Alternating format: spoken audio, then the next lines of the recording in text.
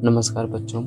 आज हम आप लोग के समक्ष एक कहानी प्रस्तुत करने जा रहा हूँ, जिस कहानी का नाम है दर्जी का सीख। ठीक, जैसे में एक स्कूल है, उस स्कूल में एक लड़का है जो कि दर्जी का लड़का है। तो स्कूल की एक दिन छुट्टी हो गई। तो जो एक दिन छुट्टी हुई थी, तो जो दर्जी का लड़का था वो अपने पापा के पास चला गया। उसके पापा दुकान पर थे और कपड़ा की सिलाई कर रहे थे। तो वो वहीं पर बैठ करके पापा को बड़ी ही ध्यान से उनके जिस तरह से वो काम कर रहे थे, तो उनको कामों को वो ध्यान से देख रहा था।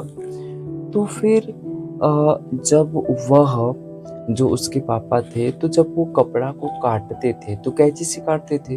तो कपड़ा को कैंची से काटने के बाद जो कैंची होती थी, तो उस कैंची को वो पैर के यहाँ रखते थे और फिर उसके लिए बाद वो सुई से कपड़े की सिलाई करने के बाद उस सुई को वह टोपी टोपी के ऊपर लगाते थे।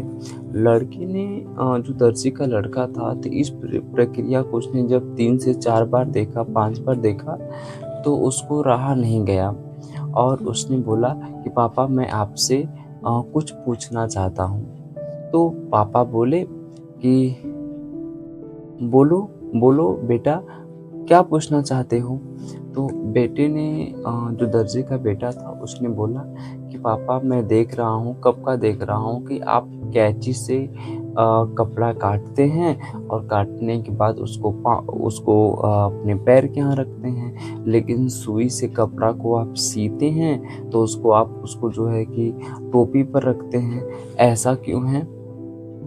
तो पापा ने जो उत्तर दिया वो 2 पंक्तियों का था, लेकिन इससे पूरे जीवन का लेकिन वो 2 पंक्तियाँ जो थी पूरा जीवन का सार समझा देती हैं, या उस बच्चे को पूरा जीवन का सार समझ में आ गया।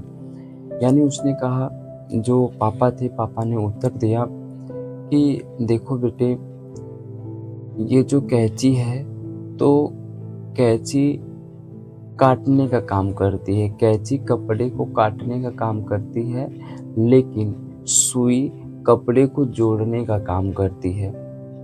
तो जो कैंची हो या कोई भी हो, अगर वो काटने का काम करेगा तो उसकी जगह पैर में ही होती है, और जो जोड़ने का काम करता है तो फिर यानी कि कैंची कपड़े को काटने का काम करता है, इसलिए उसको हमने पैर पर रखा है, और सुई जोड़ने का काम करता है, इसलिए उसको हमने टोपी पर रखा है।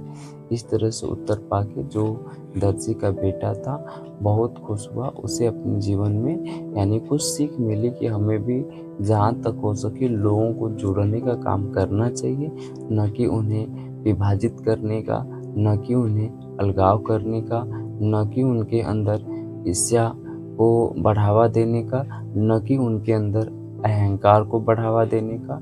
इत्यादि सारी चीज़ों को वो पल भर में ही उसके जो पिताजी थे वो सिखा दिए।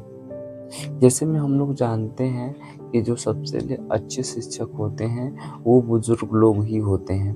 यानी कि गुरुकुल शायद इसीलिए बनाया भी गया था कि नए प्रारंभ में जो बच्चे होते थे तो उनको जो शिक्षा